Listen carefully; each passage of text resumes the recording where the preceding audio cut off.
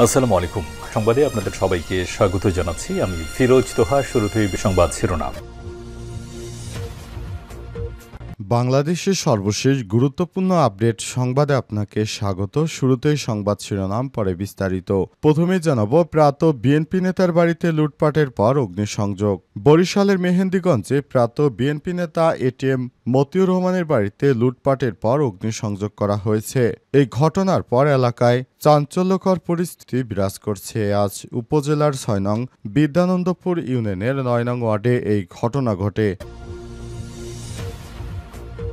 এরপর জানাবো, জুলাই সনদে কিছু অসামঞ্জস্য লক্ষ্য করেছে বিএনপি দলীয় ফোরামে।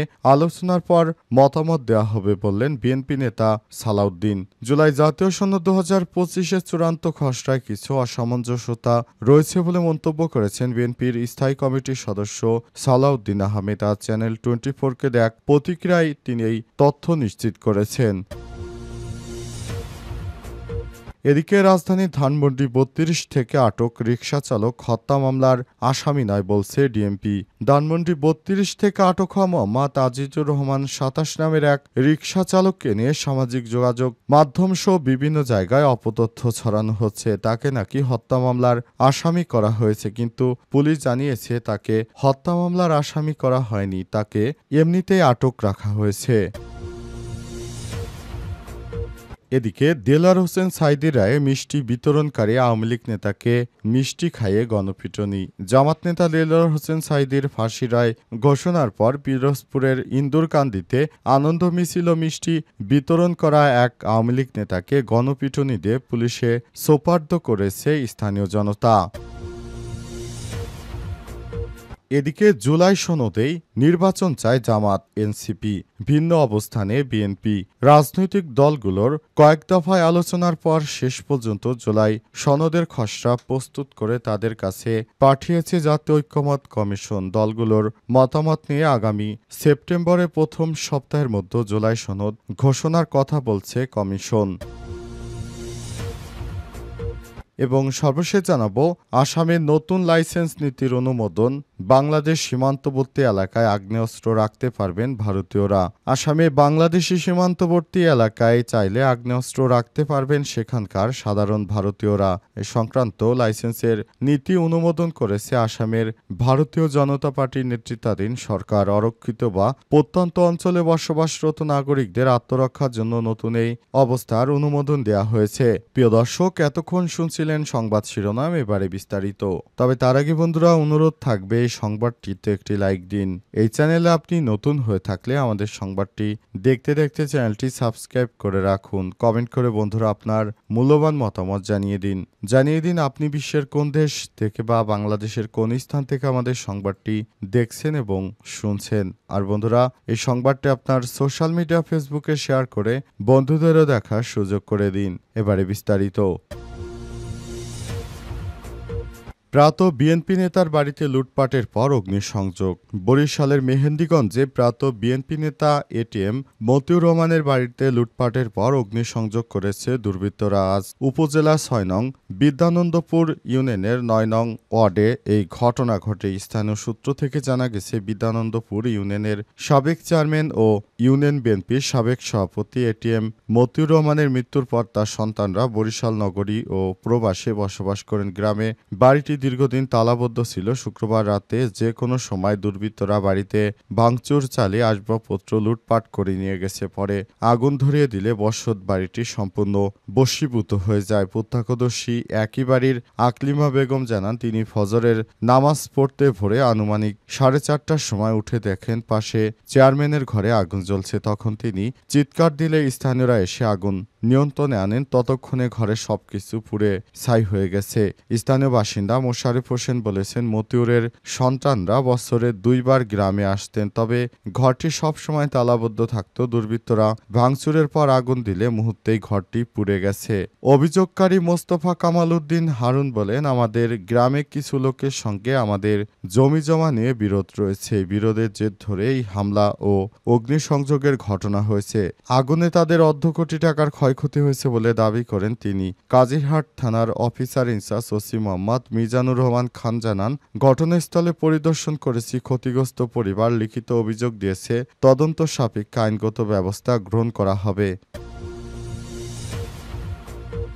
জুলাই সনদে কিছু অসামঞ্জস্যতা রয়েছে, দলীয় ফোরামে আলোচনার পর মতামত দেবে বিএনপি, বললেন সালাউদ্দিন। জুলাই জাতীয় সনদ 2025-এর চূড়ান্ত খসড়ায় কিছু অসামঞ্জস্যতা রয়েছে বলে মন্তব্য করেছেন বিএনপির স্থায়ী কমিটির সদস্য সালাউদ্দিন আহমেদ। আজ চ্যানেল 24-কে দেয়া এক প্রতিক্রিয়ায় তিনি এই কথা জানান। সালাউদ্দিন আহমেদ বলেছেন, দলীয় ফোরামে জুলাই সনদের চূড়ান্ত খসড়া পর্যালোচনা করে এরপর বিএনপি আনুষ্ঠানিক মতামত জানাবে। প্রসঙ্গত, শনিবার 17 অক্টোবর 17 আগস্ট মতামতের জন্য জুলাই সনদের খসড়া বিএনপি সহ বিভিন্ন রাজনৈতিক দলের কাছে পাঠানো হয়েছে। এর আগে 8 আগস্ট শীঘ্রই জুলাই সনদের পূর্ণাঙ্গ খসড়া রাজনৈতিক দলের কাছে পাঠানো হবে বলে জানিয়েছিলেন জাতীয় ঐক্যমত্য কমিশনের সহসভাপতি আলী রিয়াজ। জুলাই জাতীয় সনদ বাস্তবায়নের অঙ্গীকারনামাসমূহ জনগণের অধিকার ফিরে পায় এবং গণতন্ত্র পুনঃপ্রতিষ্ঠার সুদীর্ঘ আন্দোলন সংগ্রামের ধারাবাহিকতায় 2024 সালের জুলাই আগস্টে গণ অভ্যুত্থানে হাজারো মানুষের জীবন ও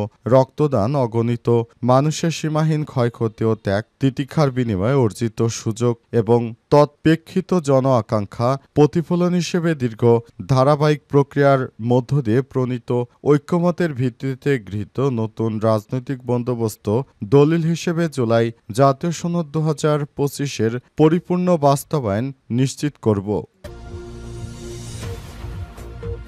ধানমন্ডি 32 থেকে আটক রিকশাচালক হত্যা মামলার আসামি নন, বলছে ডিএমপি। ধানমন্ডি 32 থেকে আটক হওয়া মোহাম্মদ আজিজুর রহমান 27 নামের এক রিকশাচালককে নিয়ে সামাজিক যোগাযোগ মাধ্যম ও বিভিন্ন গণমাধ্যমে বিভ্রান্তিকর তথ্য ছড়ানো হচ্ছে বলে জানিয়েছে ঢাকা মেট্রোপলিটন পুলিশ। ডিএমপি জানায়, শুক্রবার 15 আগস্ট ধানমন্ডি 32 এলাকা থেকে আজিজুর রহমানকে আটক করা হয়। পরদিন 16 আগস্ট ধানমন্ডি থানায় এপ্রিল মাসে রুজুকৃত একটি নিয়মিত মামলায় সন্দিগ্ধ আসামি হিসেবে তাকে আদালতে প্রেরণ করা হয়েছে। এই প্রসঙ্গে ডিএমপি বলছে, আটক আজিজুর রহমানকে হত্যা মামলার আসামি করা হয়েছে এমন প্রচার সর্বে মিথ্যা ও উদ্দেশ্যমূলক। বিষয়টি পেনাল কোডের একটি নিয়মিত মামলা, তবে বিভিন্ন মাধ্যমে ভুলভাবে হত্যা মামলা হিসেবে প্রচার করা হচ্ছে। ডিএমপি আরও জানায়, এই ধরনের মিথ্যা ও বিভ্রান্তিকর তথ্য প্রচার করা শাস্তিযোগ্য অপরাধ। এ কারণে বিভ্রান্তিকর তথ্য ছড়ানো থেকে সবাইকে বিরত থাকার প্রতি বিশেষ অনুরোধ জানিয়েছেন তিনি। এ অবস্থায় সবাইকে অনুরোধ জানানো হয়েছে যাতে করে তারা সবাই এই ধরনের বিভ্রান্তকর পরিস্থিতি নিয়ে তারা আলাপ আলোচনা না করে যেন ভবিষ্যতে একটি সুন্দর বাংলাদেশ গড়া যায় সে অনুযায়ী সবাইকে কাজ করার প্রতি আহ্বান জানানো হয়েছে এবং আগামীতে কোনো ধরনের যেন এই ধরনের কর্মকাণ্ড না ঘটে সে ব্যাপারে সবাইকে সর্বোত্তক সতর্ক অবস্থানে থাকার জন্য আহ্বান জানানো হয়েছে। সাইদিরায় মিষ্টি বিতরণকারী আওয়ামী লীগ নেতাকে মিষ্টি খাইয়ে গণপিটুনি। জামাত নেতা দেলোয়ার হোসেন সাঈদীর ফাঁসির রায় ঘোষণার পর পিরোজপুরে ইন্দুরকান্দিতে আনন্দ মিছিল মিষ্টি বিতরণ করা এক আওয়ামী লীগ নেতাকে গণপিটুনি দিয়ে পুলিশে সোপর্দ করেছে স্থানীয় জনতা। আজ রাত 9টার দিকে উপজেলার ঘোষেরহাট বাজার এলাকা থেকে তাকে আটক করা হয়। 17 আগস্ট ইন্দুরকান্দি থানার ভারপ্রাপ্ত কর্মকর্তা ওসি মোহাম্মদ মারুফ হোসেন এই তথ্য নিশ্চিত করেছেন। স্থানীয়রা জানায়, 2013 সালের 28 ফেব্রুয়ারি দেলোয়ার হোসেন সাঈদীর বিরুদ্ধে যুদ্ধ অপরাধের মামলায় ফাঁসি রায় ঘোষণার পর বালিপাড়া ইউনিয়ন আওয়ামী লীগের সাংগঠনিক সম্পাদক হিরণ এলাকায় প্রকাশ্যে আনন্দ উল্লাস করে মিষ্টি বিতরণ করছিলেন। এরপর থেকে হিরণ দীর্ঘদিন আত্মগোপনে থাকলেও গতরাতে ঘোষেরহাট বাজার এলাকায় তাকে স্থানীয় জনতা দেখতে পেয়ে তাকে আটক করে মারধর দেয়। প্রথমে তারা হিরণকে মিষ্টি খাওয়ায়, পরে গণপিটুনি দেয়। খবর পেয়ে পুলিশ ঘটনাস্থলে পৌঁছে তাকে উদ্ধার করে থানায় নিয়ে যায়। ওসি মোহাম্মদ মারুফ হোসেন বলেন, হিরণ বালিপাড়া ইউনিয়ন আওয়ামী লীগের সাংগঠনিক সম্পাদক। তাকে ঘোষেরহাট বাজার থেকে আটক করা হয়েছে। তার বিরুদ্ধে একাধিক মামলা রয়েছে। তাকে আজ আদালতে পাঠানো হবে বলেও জানানো হয়েছে। এ অবস্থায় তার অবস্থা খুবই শোচনীয় পর্যায়ে এসে দাঁড়িয়েছে। একজন আল্লামা দেলোয়ার হোসেন সাঈদীর আটকের পর তিনি এমন নিকৃষ্ট পাপী বান্দা যে মিষ্টি বিতরণ করেছিলেন এবং আনন্দ মিছিল করে এলাকায় ত্রাসের সৃষ্টি করেছিলেন।